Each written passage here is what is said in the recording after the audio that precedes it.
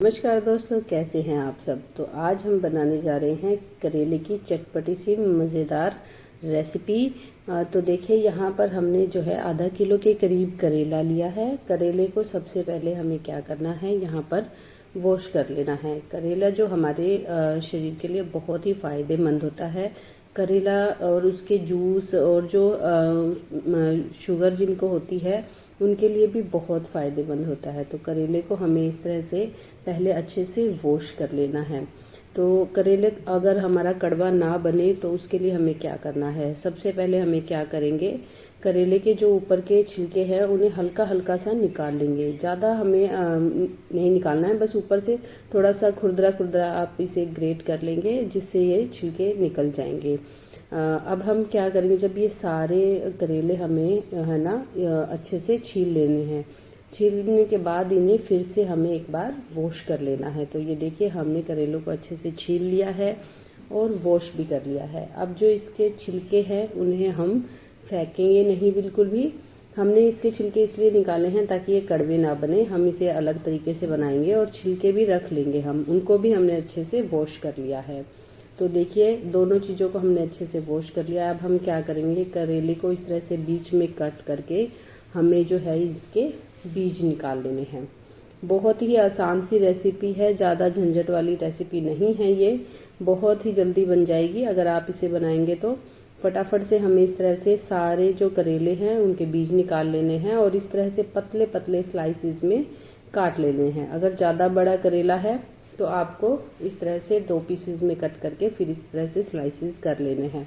जैसे finger chips होते हैं उसी तरह से इसके स्लाइसिस हम कर लेंगे। तो यहाँ पर हमने सारे करेलों को जो है कट कर लिया है। अब हम क्या करेंगे, एक बड़ा कंटेनर ले लेंगे। उसमें हम ये करेले कड़वे ना बने इसलिए क्या करेंगे, ये सारे कंटेनर में डालकर 1 चम्मच नमक और 1 चम्मच हल्दी डालकर इसे छोड़ देंगे थोड़ी देर के लिए, ताकि इसका जो कसैलापन है वो सारा निकल जाए। यहाँ पर मैं हल्दी डाल रही हूँ 1 चम्मच और 1 चम्मच ही नमक ऐड कर रही हूँ मैं। अब इसे अच्छे से टॉस करके एक साइड रख देंगे जब तक हम हमारे 3 से 4 जो प्याज है उन्हें रफली चॉप कर लेंगे। पहले ही इसे हम अच्छे से टॉस कर देते हैं। टॉस करने के बाद एक साइड रख देंगे ताकि इसका जो कसैलापन है वो निकल जाए। अब ले लेते हैं हम हमारे प्याज। पर हमने 4 प्याज लिए हैं, बड़े साइज़ के लिए हैं। अब इन्हें कट करके अच्छे से वॉश करके हमें रफली चॉप करना है। तो देखिए, ये रेसिपी बहुत ही स्वादिष्ट बनती है। ये बिल्कुल भी कड़वी नहीं बनती है। अगर इस ट्रिक से आप इस तरह से करेले बनाएंगे तो आपके करेले 100% कड़वे नहीं बनेंगे और बहुत ही स्वादिष्ट बनेंगे। तो देखिए, यहाँ पे प्याज को हमने छील लिया है। अब हम अच्छे से इसे वॉश कर लेते हैं। वॉश करने के बाद हम इसे रफली चॉप करना है, बारीक चॉप नहीं करेंगे हम। जैसे रफली बिल्कुल मोटे मोटे पीसेस में हम इसको काट लेंगे। और इसी तरह से जो है हम हरी मिर्च को भी काट लेंगे। तीखा आप अपने स्वाद के अनुसार डाल सकते हैं। ये देखिए, हमने प्याज और हरी मिर्च को कट कर दिया है। अब इसे एक प्लेट में हम निकाल लेते हैं। अब जो हमने नमक और हल्दी लगाकर करेले रखे थे उन्हें चेक कर लेंगे हम कि उनका जो है वो कसैलापन निकला है कि नहीं। अगर वो जब तक पानी रिलीज़ ना करे करेले तो आप उसे थोड़ी देर और रख दीजिए।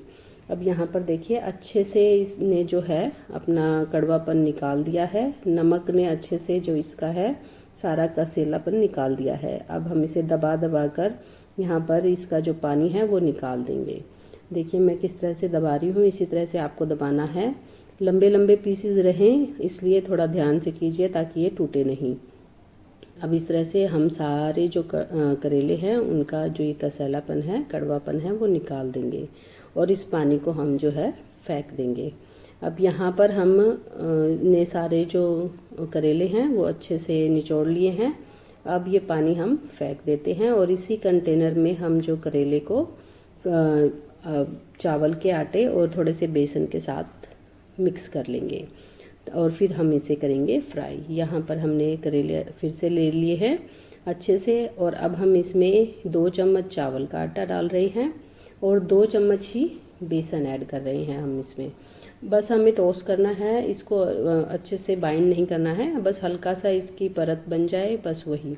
बाद में हम इसको झटका कर निकाल लेंगे और जो बचा हुआ आटा है उसमें हम वो जो छिलके थे वो मिक्स करेंगे। अब यहाँ पर नमक और लाल मिर्च, बस 2 ही चीज़ें हमें डालनी है मसाले की।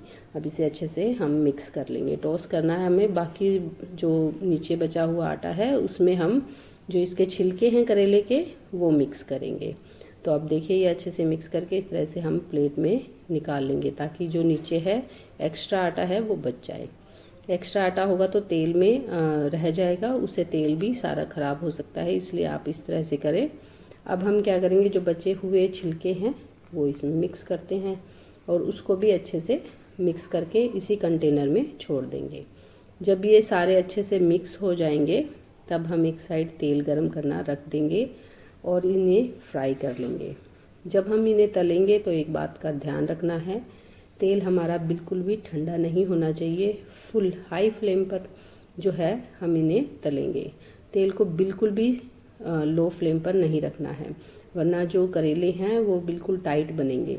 हमें टाइट नहीं बनाने हैं, क्रिस्पी बनाने हैं।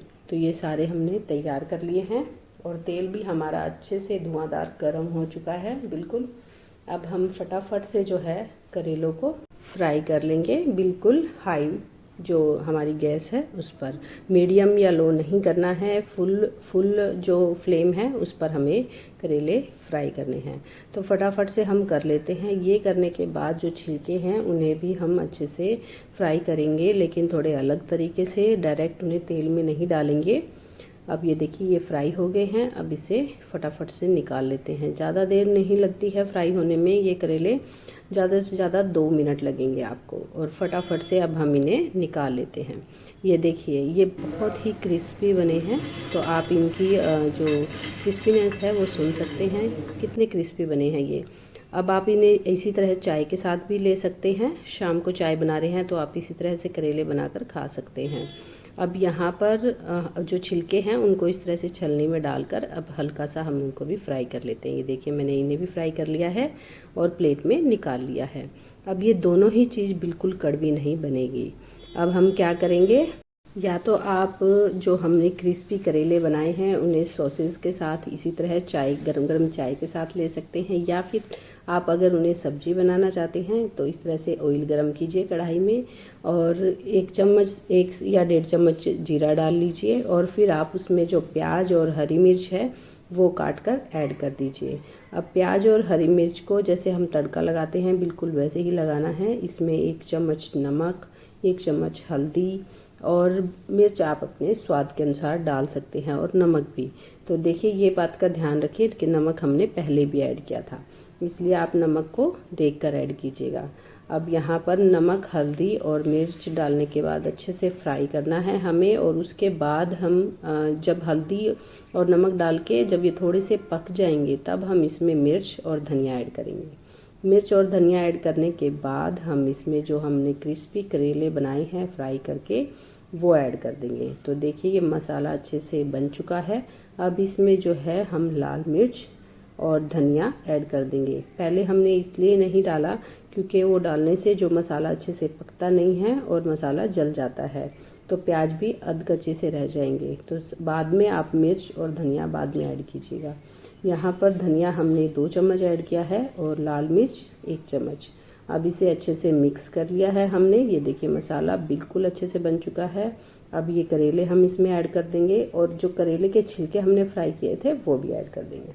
अब इन्हें अच्छे से टॉस करके 3 से 4 बार अच्छे से मिक्स करके ये बन चुके हैं हमारे करेले। अगर आप गार्निशिंग करना चाहते हैं तो धनिया पत्ते से कीजिए, या नींबू का रस भी डालना चाहते हैं तो वो भी डाल सकते हैं, लेकिन ये वैसे ही बहुत टेस्टी बनेंगे।